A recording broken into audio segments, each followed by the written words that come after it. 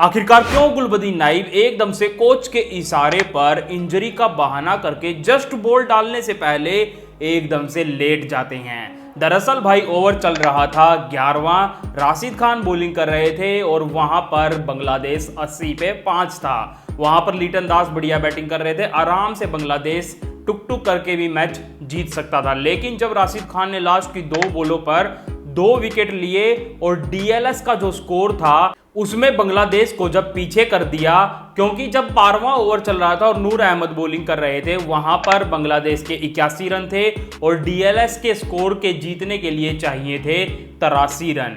तो वहां पर एकदम से जब थोड़ी सी बारिश आने लगती है तो बाहर से कोच इशारा करते हैं कि भाई मैच को स्लो करो, कुछ ना कुछ नाटक करो, और जस्ट बॉल डालने से पहले एकदम से भाई गुलबदीन नाइब को इंजरी हो जाती है।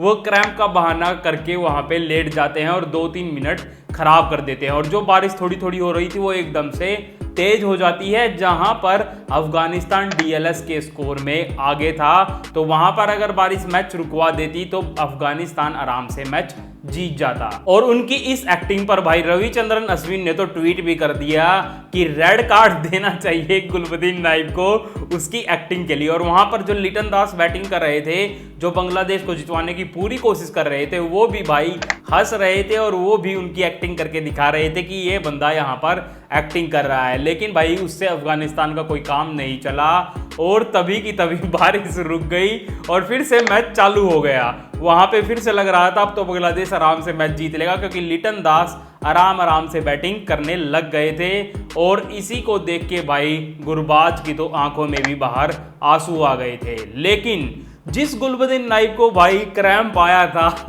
वह दोबारा से फील्डिंग करने आते हैं और फिर राशिद खान उसको ही ओवर थमा देते हैं, क्योंकि भाई उन्होंने ही ऑस्ट्रेलिया को हराया था। लो भाई तुम्हारे हाथों बोला, तुम कुछ करके दिखाओ। और वो बंदा उस ओवर में आके भाई विकेट भी ले जाता है। मतलब पहले तो वो क्रैम्प की एक्टिंग कर रहा था और फिर आके ओवर भी डाल दिया और विकेट भी ले लिया।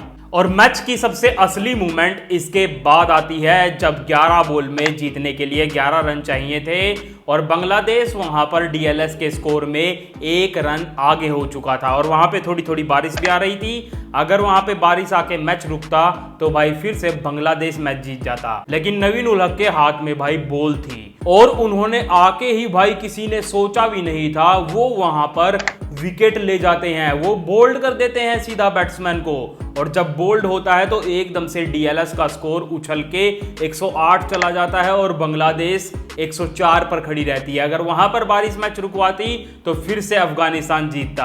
आप देख रहे थे भाई बारिश भी क्या नाटक करवा रही थी, कभी अफगानिस्तान ऊपर कभी बांग्लादेश ऊपर। ऐसे ही पूरे मैच में भाई रोमांच चल रहा था। और ये विकेट लेते ही जब अफगानिस्तान डीएलएस स्कोर में आगे हो गई तो भाई फिर से बारिश आ गई। फिर से लगा कि अब तो अफगानिस्तान मैच जीत जाएगी, लेकिन फिर से भाई बारिश रुक जाती है और नवीन उल हक फिर से अपना ओवर कंटिन्यू करते हैं और मुस्तफिजुर रहमान बैटिंग करने आते हैं। भाई किसी ने सोचा भी नहीं था कि नवीन उल हक उस बॉल पे विकेट ही ले लेंगे, जबकि जहां पर 8 बॉल में 9 रन जीतने के लिए चाहिए थे।